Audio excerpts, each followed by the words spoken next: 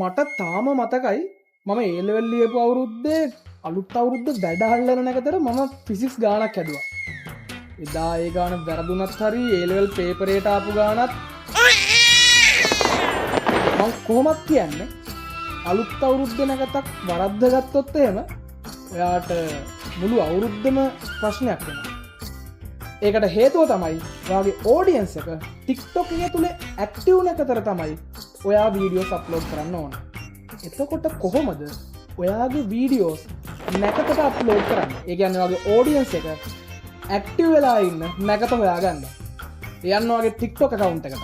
Profiles වලට යන්න. Profiles වල ඔයාගේ බයෝ එකේ තියෙනවා TikTok Studio කියලා ටැබ් එකක්. ඒ ටැබ් එක ක්ලික් කරන්න. TikTok Studio එකට ගියාට පස්සේ ඒකේ Analytics කියන section එකේ view wall යන්න. view wall ක්ලික් කරාට පස්සේ ඒකේ viewers කියන ටැබ් එක ක්ලික් කරලා පොඩ්ඩක් පල්ලෙහාට ස්ක්‍රෝල් කරපුවාම most active times කියලා මේ graph එක ඔයාලට බලා ගන්න පුළුවන්. ඉතින් මේ most active graph එකෙන් ඔයාලට Monday, Tuesday, Wednesday මෙහෙම පිළිවෙලට ඔයාගේ audience එක active වෙලා ඉන්න නැකත හොයාගන්න පුළුවන්. ඔන්න නැකත නම් හොයාගත්තා. ඉතින් මේ වගේ tips තව දැනගන්න blog save අපිව follow කරන්න.